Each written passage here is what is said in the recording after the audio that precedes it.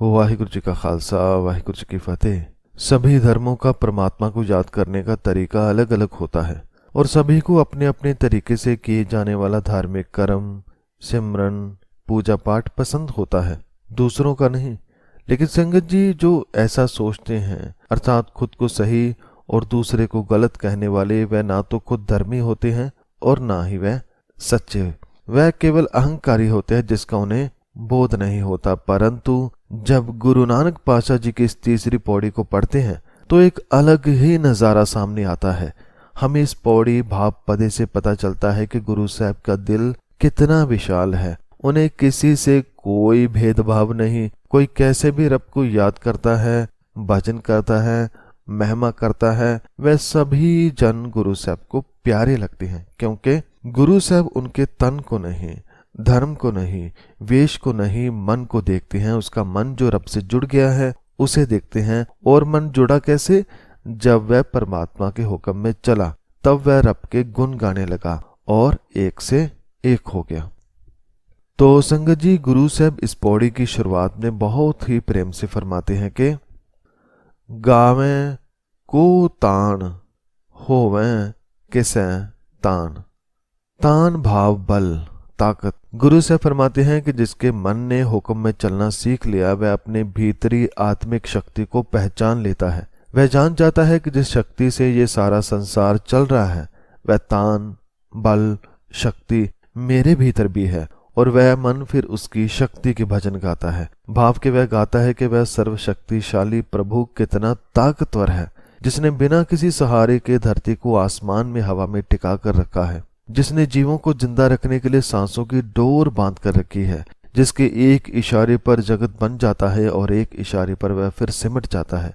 जब मन ऐसा तान देखता है, बल देखता है, शक्ति देखता है, तो वह उसी तान का गुणगान करता है। गुरु से फरमाते हैं कि इस जगत में कोई ऐसे भगत जन भी हैं जो परमात्मा की ताकत का यश गायन करता है। इसके अलावा गुरु साहब और कैसे कैसे लोग देखते हैं। गावें को दांत जाने निशान। निशान का अर्थ है निशान। और कुछ लोग ऐसे हैं जो ईश्वर के दांतों का ध्यान लगाकर उसे याद करते हैं, उसे गाते हैं, भाव गुणगान करते हैं।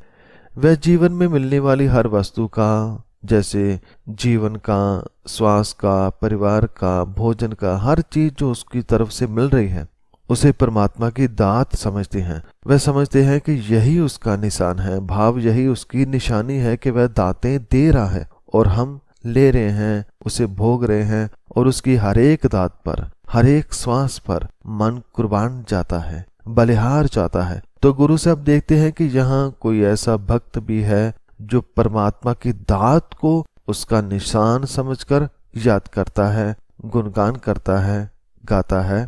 इसके अलावा गावें को गुण वडियाइयां 4। अब गुरु साहब अकाल पुरख के गुण गाने वालों में उसका नाम जोड़ते हैं जो उसके गुणों की विचार करते हैं। 4 का यहाँ अर्थ है सुंदर। भगवान के सुंदर सुंदर विचारों को, गुणों को वह गाता है, उसका वर्णन करता है। वह न केवल अपने मन को प्रभु गुणों से भरता है, बल्कि वह प्राप्त किए गुणों को औरों में भी बांटने की सेवा करता है। तो गुरु से फरमाते हैं कि कोई जीव तो ऐसा है जो उसके अकथनीय गुणों व महिमा को गा रहा है, परमात्मा के गुणों के विचार को गा रहा है, विचार रहा है। इसके अलावा कुछ और भक्तों के बारे में गुरु से फरमाते हैं कि गावें को विद्या विक्रम विचार।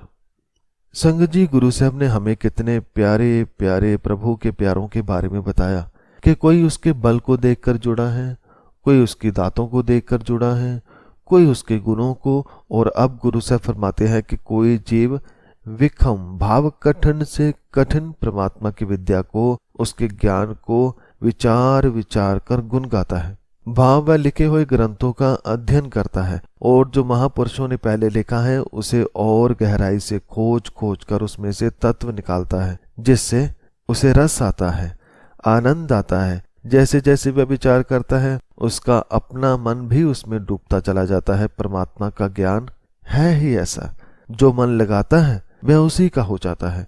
तो कई लोग ऐसे अकाल पुरख को याद करते हैं, गाते हैं। ये गाने का एक तरीका है। संगत जी, हम केवल साज बजाकर गाने को जानते हैं, पर गुरु साहब ने समझाया कि गाने के और भी बहुत सारे तरीके हैं। जब कोई मन परमात्मा की किसी भी एक चीज से जुड़ जाए तो उसके जीवन में संगीत भर जाता है। जिसे जितना गाओ उतना आनंद आता है। तो इस तरह से भी गाया जाता है, उसके गुणों को याद किया जाता है। उसके बाद गुरु साहब फरमाते हैं कि गावे को साज करे तन खे।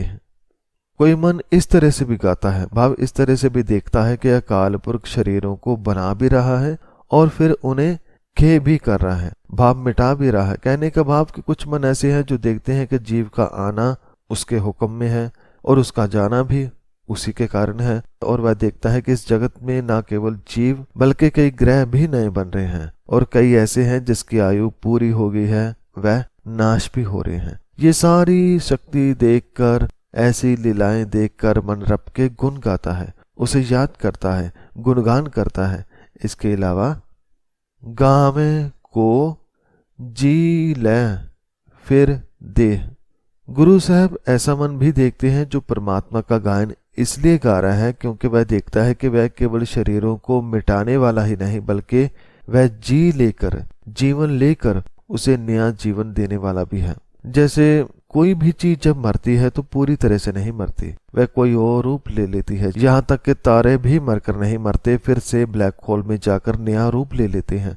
हमारा शरीर भी जब मरता है तो मट्टी मट्टी में चली जाती है, हवा हवा में फैल जाती है, ऐसे बाकी तत्व मिल जाते हैं। लेकिन वह कौन सा आगे जाकर रूप लेंगे ये सिर्फ परमात्मा ही जानता है। तो गुरु साहब फरमाते हैं कि कोई ऐसा भी है जो देखता है कि ईश्वर जीवन ले भी रहा है और लेकर फिर से उसे दूसरे शरीरों में भेज भी रहा है। ऐसे वह परमात्मा को याद करते हैं, उसके गुण गाते हैं।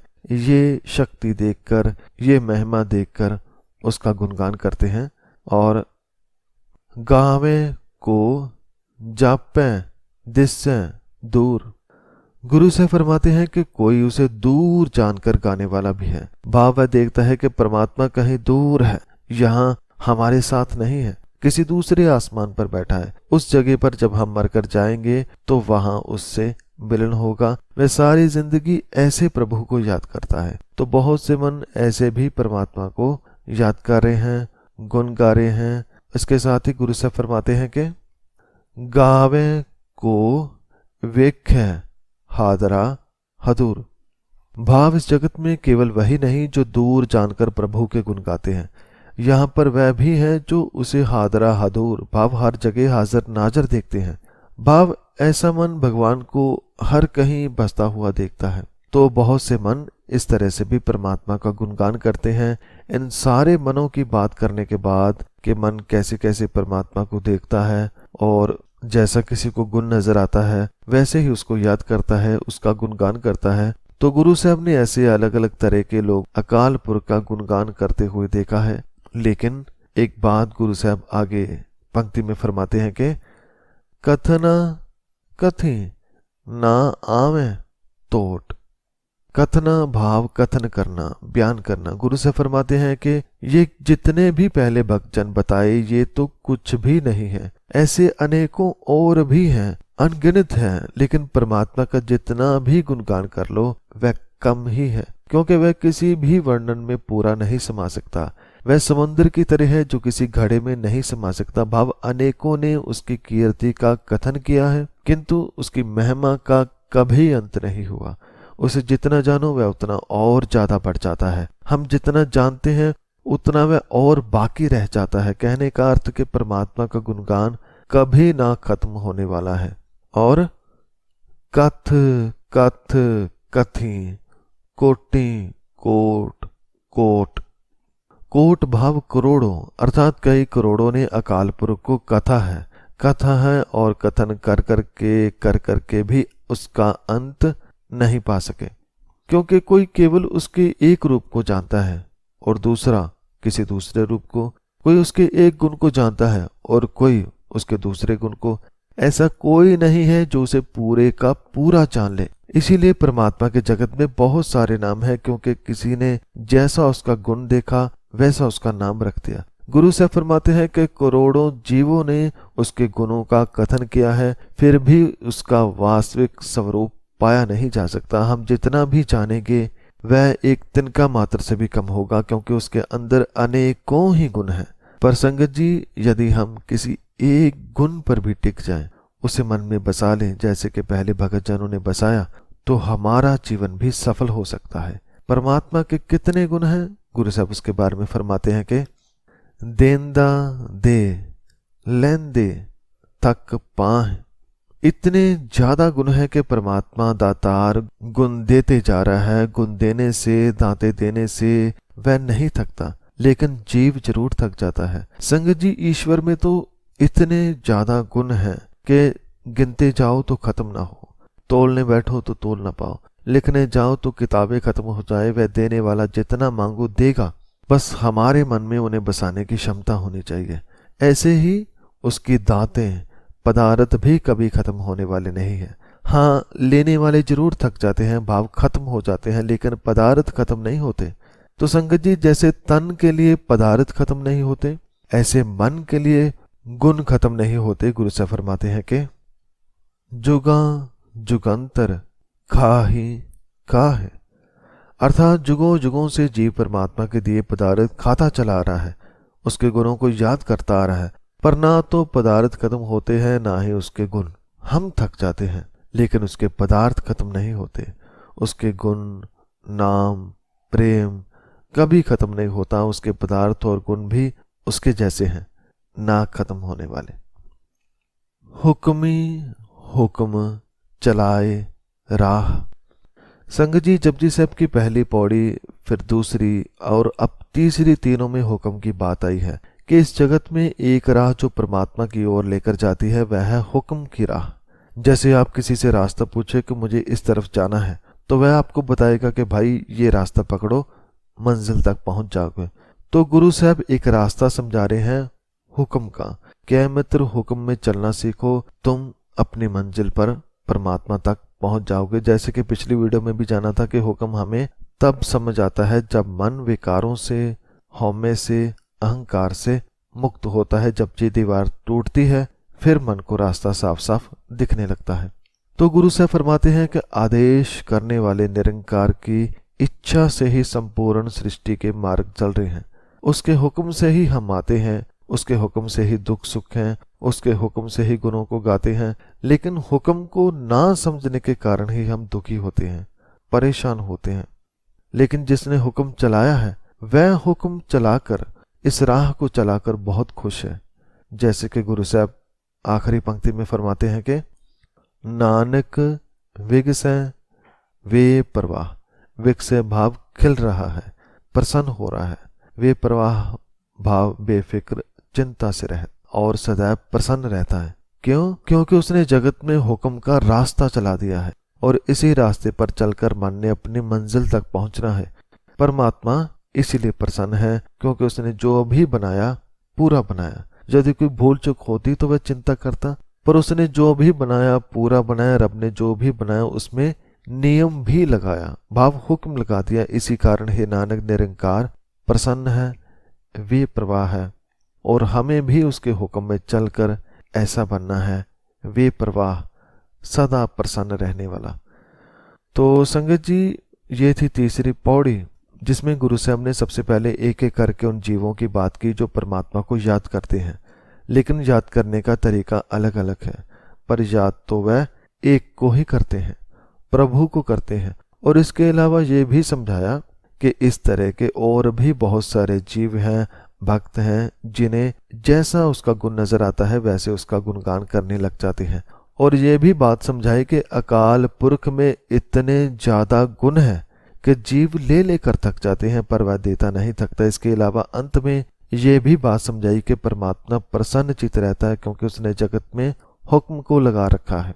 और जो कोई परमात्मा के हुक्म को समझकर चलता है, वह अपने जीवन को आनंदित कर लेता है। जैसे परमात्मा प्रसन्न रहता है, ऐसे ही उसका भक्त हो जाता है। तो हमें भी गुण गाने हैं और उनके गुणों में समाना है, परमात्मा के हुक्म में चलना है। तो इसके बाद चौथी पौड़ी में जिसे ये समझ आ जाए कि हुक्म क्या है और वह हुक्म को समझकर उसका गुणगान करने लगे तो उसी मन में फिर परमात्मा से बात करने की इच्छा भी जागती है। तो गुरु साहब इसका विस्तार अगली पौड़ी भाव चौथे पदे में करते हैं कि मन कैसे रब से बात करने योग्य बनता है, जिसे हम अगली वीडियो में गुरु साहब की कृपा से समझने का प्रयास करेंगे। सो इस विचार के लिए श्री गुरु ग्रंथ साहब जी का बहुत बहुत धन्यवाद, और आप सब संगत का भी इस विचार को सुनने के लिए बहुत शुक्रिया, धन्यवाद। हुई सभी गलतियों की मैं क्षमा चाहता हूँ। वाहिगुरु जी का खालसा, वाहिगुरु जी की फतेह।